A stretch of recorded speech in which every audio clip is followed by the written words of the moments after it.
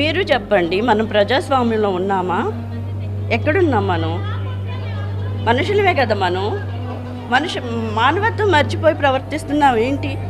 ఎందుకు ఇలా ప్రవర్తిస్తున్నారు ఏంటి? ఇలా అరాచక పరిపాలన చేస్తూ, రాక్షస పరిపాలన చేస్తూ ఇంటిని ఎలాగ ధ్వంసం చేయాలని చూసి ఆ పెట్రోల్ బాంబులు తీసుకొచ్చి ఇంటి మీద దాడి చేస్తారా అండి?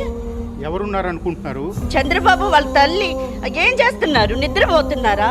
ముచ్చటగా చూస్తున్నారా తన కొడుకు చేసేది? రేపు ఇదే వాళ్ళ బిడ్డకు చేస్తారు ఈ ప్రభుత్వం వచ్చాక. అప్పుడేం చేయగలుగుతారు వీళ్ళు? జరిగినటువంటి చర్యను మీరు ఎలా ఎదుర్కోబోతున్నారు భవిష్యత్తులో? మీ ప్లాన్ ఏంటి అసలు? ప్లాన్ ఏముంటుందండి? నా దేవుడు అని ఒక ఆయన ఉన్నాడు, పైన చూస్తూ ఉన్నాడు. ఖచ్చితంగా వీళ్ళని వదలడు. ఈరోజు జరిగినటువంటి దాడి సమయంలో అసలు ఎవరెవరు ఉన్నారు ఇక్కడ? ఇంట్లో ఎటువంటివి ధ్వంసమైనాయి? ఎంత నష్టం? మామయ్య గారు ఇంట్లోనే ఉన్నారండి. నన్ను మా బాబు గొడవ చేసి బయటికి తీసుకెళ్ళాడు. మా కోసం వచ్చిన వాళ్ళందరూ అయితే లోపల కిందే ఉన్నారండి.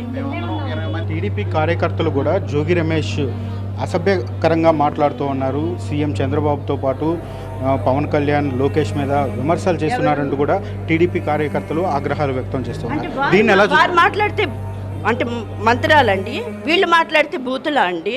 మరి ఆ రోజున అయ్యన్న పాత్రుడు చంద్రబాబు ముఖ్యమంత్రి స్థాయిలో ఉన్న జగన్ని మాట్లాడారు కదండి. ఇప్పుడు చంద్రబాబు గారు కూడా ముఖ్యమంత్రి స్థాయిలో ఉన్నారు కదా. జరిగేటువంటి దాడి గురించి ముందే తెలుసు అని చెప్పని అంటూ ఉన్నారు కదా.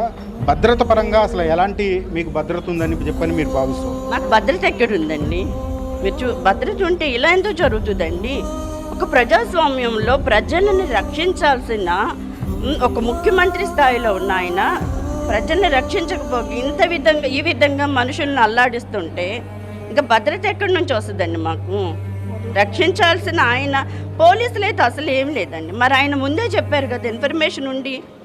మరి పెద్ద పెద్ద పోలీస్ ఆఫీసర్లకు ఆయన ఫోన్ చేసి మాట్లాడారు కదా, రక్షణ కల్పించండి అని. ఏది రక్షణ? ఎక్కడ రక్షణ? ప్రజలందరూ కూడా చూడాలి. ప్లీజ్ అమ్మా, ప్లీజ్ అండి.